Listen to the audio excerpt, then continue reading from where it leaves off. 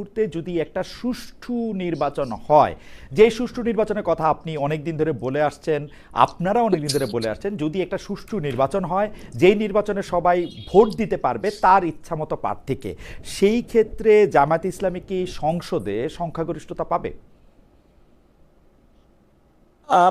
প্রথম কথা হচ্ছে আমি এটা দাবি করতে চাই না যে আমরা সংখ্যাগরিষ্ঠতা পাবো, কারণ হচ্ছে নির্বাচনে জনগণ যাদেরকে বেশি ভোট দেবে সেটা রিফ্লেকশন হবে ভোটের পরে। তবে আমরা এটা মনে করি যে জামাত ইসলামী 5 অগাস্টে এবং জুলাইতে তার ভূমিকার কারণে মানুষের ভিতরে এক ধরনের আস্থা তৈরি করতে সক্ষম হয়েছে। দুই হচ্ছে জামাত যে বিষয়গুলো এখানে অ্যাড্রেস করছে, যে আমরা 4টা বিষয়কে এখানে জোর দিচ্ছি। একটা হচ্ছে sovereignty of Bangladesh, sustainable democracy, a very fair and free continuous election, corruption free Bangladesh, advance education for all, এবং rights for everyone, majority, minority, Muslims, non Muslims, religious freedom for every philosophy and every religion. তো এই সমস্ত বিষয়ের কারণে মানুষ জামাতের প্রতি নতুন করে একটু ভাবার শুরু করেছিল আমরা দেখছি।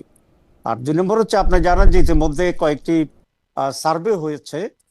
একটা সানেম নামে একটা প্রতিষ্ঠান করেছে, তারা প্রায় মাস 2 আগে বলেছিল যে বিএনপি ইজ 42%, জামাত ইজ 32%।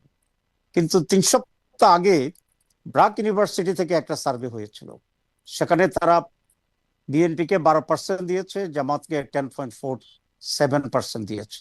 তো আমি দ্বারা এটা মিন করতে পারছি যে যে difference between BNP and Jamaat is reducing day by day.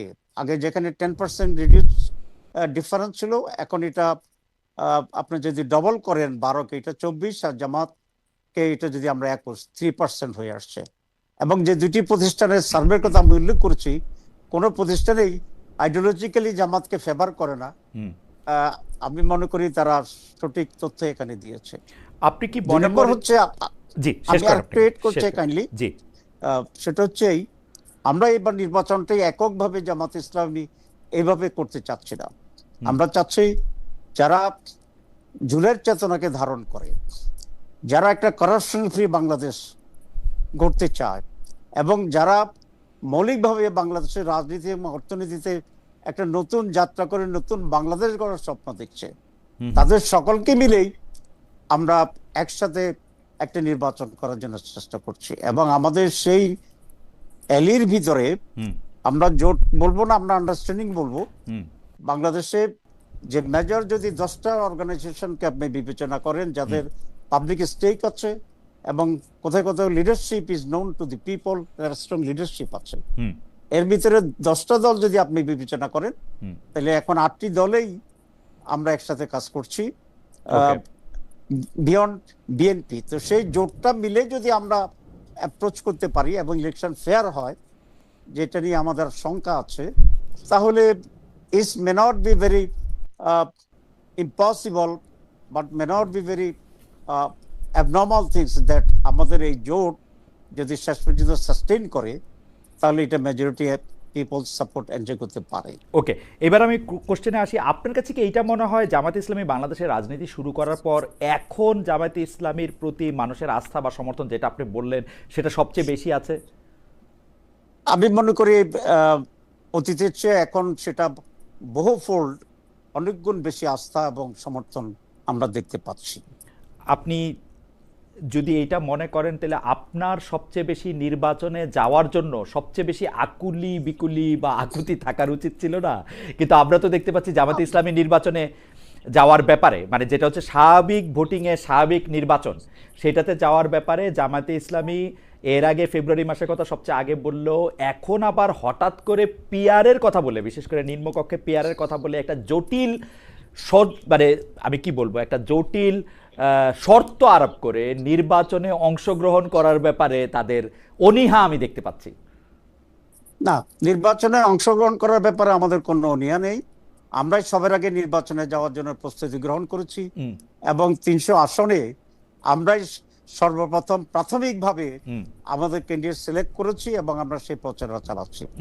কিন্তু জামাত ইসলামী যেটা চায় সেটা হচ্ছে নির্বাচন নয়, একটি সঠিক নির্বাচন, শুধু জেনেতন একটি নির্বাচন নয়, একটি ফেয়ার, ফ্রি, পার্টিসিপেটরি এবং সকল মানুষ যাতে উৎসব করে ভোট দিতে আসে এরকম একটা নিরাপত্তার ভিতরে, স্বস্তির ভিতরে যে নির্বাচনটি হবে, যেখানে আপনি যেটা উল্লেখ করেছেন যে যার ভোট ইচ্ছা মতো করে সে দিতে পারবে, জামাত এরকম একটি নির্বাচন চাচ্ছে এবং সেটা ফেব্রুয়ারিতে চাচ্ছে। এখানে আমাদের আপনার কাছে সংশয়টা কোথায় যে যেনতন ভাবে নির্বাচন হবে? আমাদের সংশয়টা খুব স্পষ্ট।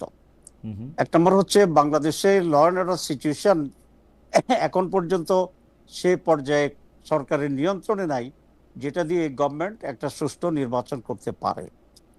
সেকেন্ড, যারা মেন স্টেক হোল্ডার যারা আছে এখন, বেসিক্যালি যে মেজর দুইটা পার্টি আপনারা জানেন, সেখানে গত এক বছরে আমি বলি একটি পার্টির যে বিহেভিয়ার সারা দেশে বিভিন্ন দখলের ব্যাপারে, চাঁদাবাজির ব্যাপারে তাদের লোকেরা একেবারেই নিয়ন্ত্রণহীন আছে। এখন গতকাল রাত্রেও আপনার একটা পরিবহনের রুমে, পরিবহনের একটা অফিসের ভিতরে সামান্য সিগারেট খাওয়াকে নিয়ে কেন্দ্র করে যে হুলস্থুল হয়েছে, এবং পরে শুনেছি 14 না 16 কোটি টাকা, 16 লক্ষ টাকা কিন্তু ছিনতাই হয়ে গেছে। তো এই পরিস্থিতিতে গভর্নমেন্টের যে স্ট্রং স্ট্যান্ড নেওয়ার কথা ছিল সেটি কিন্তু সেখানে আমরা দেখতে পাচ্ছি না। 2 নম্বর হচ্ছে আপনার সুষ্ঠু নির্বাচনের জন্য সকল পলিটিক্যাল স্টেককে নিয়ে নির্বাচনটা কিভাবে সঠিক হতে পারে, আমরা চিফ অ্যাডভাইজারকে বলেছিলাম যে আপনি সকলকে নিয়ে বসেন নির্বাচন কিভাবে হবে। কারণ যারা বাজার দখল করতে পারে নির্দ্বিধায় এবং সেখানে সরকার কোনো স্টেপ নিচ্ছে না, তারা ভোট কেন্দ্র দখল করবে, এটা অনুমান করা বা ধারণা করার ভিতরে খুব বেশি অপরাধ আছে বলে আমি মনে করি। কিন্তু তাহির ভাই, এখানে আমার একটা পয়েন্ট আছে যে আমরা কিন্তু, আচ্ছা আপনি পয়েন্ট শেষ করে নেন, তারপর আমি আমার কথা বলি। আরেকটা হচ্ছে আপনি দেখবেন যে কতগুলো ব্যক্তির যে সমস্ত উক্তি আমরা দেখতে পাচ্ছি যে জামাত ইসলামের পার্লামেন্টকে ভোট দিয়ে বাড়ি পর্যন্ত অক্ষত আসতে পারবে না। কেউ বলতেছেন যে কুমিল্লা বোর্ডের চেয়ারম্যানকে ফোন করে বলতেছে তোমার কলিজা বের করে ফেলবো, একজন সাবেক এমপি। তো এ ধরনের আচরণ তো ওই দলটি, আমি এটা মনে করি না যে তাদের নেতৃত্ব এটা চায়, কিন্তু তারা তো তাদের লোকদেরকে কন্ট্রোল করতে পারছে না, এটা তো আমাদের কাছে খুব স্পষ্ট। তো সেই কারণেই আমরা সন্দেহ করছি গভর্নমেন্টও সেখানে কোনো স্টেপ নিতে পারে নাই। ধরেন যেতে মুক্তির কথা বলেছি, government did not take any step like that. তো এই সব মিলেই আমাদের কাছে এই আশঙ্কা তৈরি হচ্ছে। আমি একটা কথা বলি তাহির ভাই, আমরা যখন এইটা বুঝতে পারছি যে আমাদের নির্বাচিত সরকার ক্ষমতায় থাকা অবস্থা, অর্থাৎ প্রধানমন্ত্রী ক্ষমতায় থাকা অবস্থায় আসলে নির্বাচন দিলে সেই নির্বাচন আর সুষ্ঠু হবে না, কারণ সরকার প্রধানের সাথে যেই জিনিসগুলি কামস উইথ দ্য প্যাকেজ, ওরা আসলে নির্বাচনের সাংঘাতিকভাবে প্রভাবিত করে। তো প্রথম সম্ভবত জামাত ইসলামের কাছ থেকে একটা নির্দলীয় নিরপেক্ষ তত্ত্বাবধায়ক সরকারের ধারণা আসলো, যে এইখান থেকে বলা হলো যে আমরা একটা তত্ত্বাবধায়ক সরকারের জায়গায় থাকি। তখন আমরা দেখলাম যে সরকারই আসলে ক্ষমতায় থাকুক না কেন, সে যদি সরকার থেকে সরে যায়, অন্য কেউ যদি জাস্ট চেয়ারটাতে বসে, তখনই নির্বাচনের চেহারা পাল্টে যায়। এখন কিন্তু আপনি কোনোভাবেই বলতে পারবেন না যে ডক্টর মোহাম্মদ ইউনূস বিএনপির লোক, বা ডক্টর মোহাম্মদ ইউনূস আওয়ামী লীগের লোক, বা জাতীয় পার্টির লোক, বা জামাত ইসলামের লোক। সেই ডক্টর মোহাম্মদ ইউনূসের সরকার যখন আসে, এইটা তো 100% সত্যি কথা যে সরকার আর কোনো একটা দলকে ব্যাক করবে না। আমরা এইটাই চাইতেছিলাম যে সরকার তার নিজস্ব দলকে ব্যাক না করুক, যদি না ডক্টর মোহাম্মদ ইউনূস শেষ মুহূর্তে এনসিপিকে ব্যাক করতে চান, সেটাও আমার মনে হয় না যে সেটা হইতেছে। তাহলে সেই ক্ষেত্রে এর চেয়ে ভালো মানে আদর্শ নির্বাচনী সময় আপনারা আর কোথায় পাবেন? আমার মনে হয় এইটা দুষ্ট লোকেরা বলে যেহেতু জামাতে ইসলামী হিসাব নিকাশ করে দেখছে, কারণ জামাতে ইসলামী হচ্ছে খুবই সুশৃঙ্খল, এবং এটা বল যে তারা দেখছে যে তারা 151 সিট নিজেরা পাইতে পারবে না, সেই জন্য তারা যতটা সময় পারে ইলেকশনকে ডিলে করতে চায়। না, এই ডিলের ভিতরে জামাতে ইসলামী সুবিধা কি করতে পারবে? বরং জনগণকে যদি বিভ্রান্ত হয়, আমি মনে করি জামাত সেখানে তার স্ট্যান্ডিং লস করবে। আমাদের জন্য this is very high time. আর জনগণ তো বিভ্রান্ত হচ্ছে। আপনারা পিআর এর কথা বলতেছেন, যেখানে এই পিআরটার জায়গা আপনিও জানেন, আমি জার্মানিতে থাইকা আসছি, জার্মানিতে পিআর সিস্টেমে এটা আছে, এবং এটা how difficult is it to implement. এটা আসলে ইমপ্লিমেন্টই করা সম্ভব না আসলে বাংলাদেশে, সত্যি কথা বলতে। কিন্তু আপনারা পিয়ারের কথা বলে যাচ্ছেন। না, আমরা দুইটা পয়েন্টস এখানে বলছি। জি। এক নম্বর কথা হচ্ছে আমাদের জুলাইয়ের যে চেতনা ছিল সেটা কি ছিল? সেটা ছিল যে আমরা বাংলাদেশে অনেকগুলো ইম্পর্টেন্ট জায়গা আমরা রিফর্মস করব। 2 নম্বর হচ্ছে আমরা গুড গভর্নেন্সের জন্য কতিপয় অ্যারেঞ্জমেন্ট এবং আমরা স্ট্রাকচার তৈরি করব।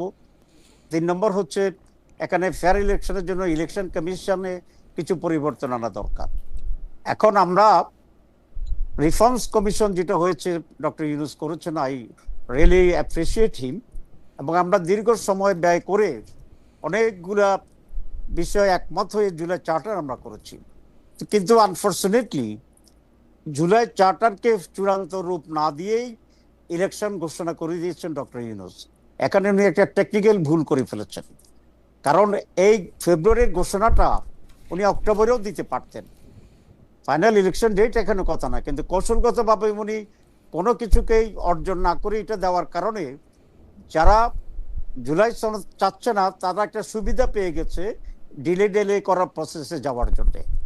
তো তাহলে যদি জুলাই সনদও যদি এখানে আপনার বাস্তবায়িত না হয়, তাহলে যেন আগের মতো যদি ইলেকশন হয়, তাহলে 3টা সেশনে যেরকম কালচার ছিল সে কালচারে তো কোনো পরিবর্তন হচ্ছে না।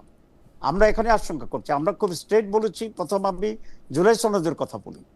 জুলাই সনদের ব্যাপারে এটা ঐকমত্যের জায়গাটাকে অবশ্যই ইমপ্লিমেন্ট করা দরকার, আইনি ভিত্তি দেওয়া দরকার, এবং এর ভিত্তিতে নির্বাচন করতে হবে। এই ব্যাপারে আমাদের 1-2টি দল বিএনপি সহ ছাড়া আর সকলে আমরা একমত আছি। আপনাকে আমি আর একটা কথা বলি, যে আমি প্রায় বলি যে ইমানের 3 অংশ। একটা হচ্ছে মুখে উচ্চারণ করা, হৃদয়ে ধারণ